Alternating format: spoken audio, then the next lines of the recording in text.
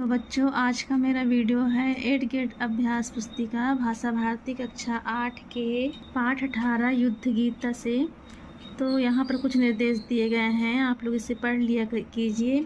अब यहाँ से आपका शुरू होता है बहुविकल्पी प्रश्न। प्रश्न 1 है, मरकट शब्द का अर्थ होगा, तो इसका उत्तर होगा बी नंबर बंदर। प्रश्न दूसरा, निषेध शब्द का पर्यायवाची नहीं है, तो इसका उत्तर होगा सी नंबर दिवस। प्रश्न तीसरा, विभीषण किसके मित्र थे, तो किसके मित्र थे, राम जी के मित्र थे, तो इसका उत्तर होगा डी नंबर सही है। प्रश्न 4 है, श्री राम को केंद्र में रखकर किसने ग्रंथ नहीं लिखा है, तो इसका उत्तर हो जाएगा सूरदास ने। यहाँ शुरू होता है आपका अति लघुत्तरीय प्रश्न। प्रश्न 5 है, प्राविट चलत मरुत जनुप्रेरे पंक्ति में कौन सा अलंकार है, तो इसमें इसका होगा उत्प्रेक्षा। प्रश्न 6 है, धर्मरथ किसके पराक्रम का आधार है, तो इसका उत्तर होगा श्री राम के पराक्रम का आधार है। प्रश्न 7 है, हवा थक गई और धरती व्याकुल हो गई, अर्थ को बताने वाली पंक्ति कविता से छांट कर लिखिए, तो इसका उत्तर हो जाएगा मरुत थकित वसुधा अकुलाई। प्रश्न 8 है, रावण ने युद्ध भूमि में आकर क्या घोषणा की, रावण ने कहा कि हे श्रेष्ठ वीरों, आप सभी सुने, आप सभी वानरों और भालुओं के समूह को मसल डालें। तो यहाँ पर 2 बार समूह लिखा गया है, यहाँ पर तो आप 1 बार लिखिएगा, गलत हो गया है, मसल डालें। तो यहाँ शुरू होता है आपका लघु उत्तरीय प्रश्न। प्रश्न 9 है, राम रावण युद्ध के समय विभीषण क्यों चिंतित थे, तो विभीषण रामचंद्र जी से बहुत प्रेम करते थे।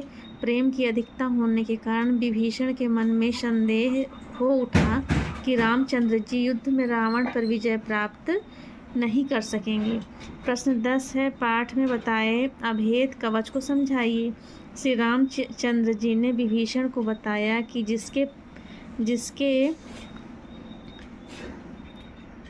पाप रहित और स्थिर मनरूपी तर्कस में संयम नियम के अनेक बाण हैं, ब्राह्मण और गुरु की पूजा रूपी अभेद कवच जिसके पास हैं, तो इनके समान विजय प्राप्त करने का कोई भी दूसरा उपाय नहीं है।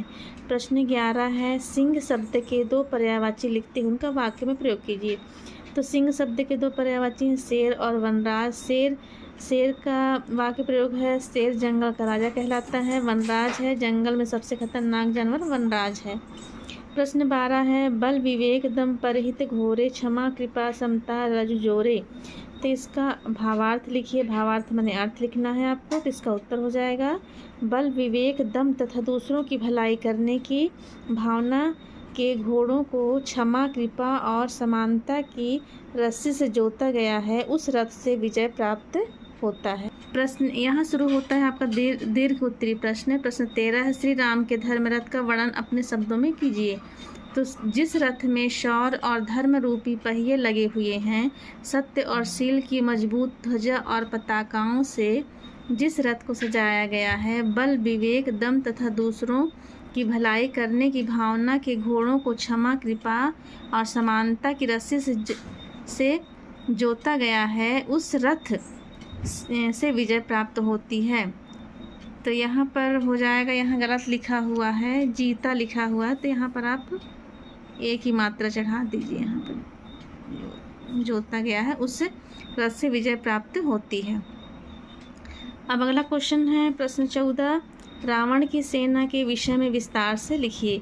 तो लंका नरेश रावण की सेना युद्ध क्षेत्र की ओर जब प्रस्थान कर रही थी, तब उसके चलने से जो धूल उठी उससे सूर्य छिप गया, हवा भी थक गई, पृथ्वी भी व्याकुल होने लगी, रणभेरी और युद्ध के नगाड़े इस तरह बजने लगे मानो प्रलय के समय के बादल गरजना कर रहे हों।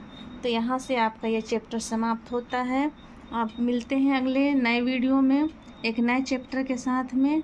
तो यदि आप मेरे चैनल में नए हैं तो प्लीज़ मेरे चैनल को सब्सक्राइब कीजिए, लाइक कीजिए, कमेंट कीजिए और बेल आइकन बटन को प्रेस कीजिए, ताकि हर नए वीडियो का नोटिफिकेशन आपको मिलते रहे।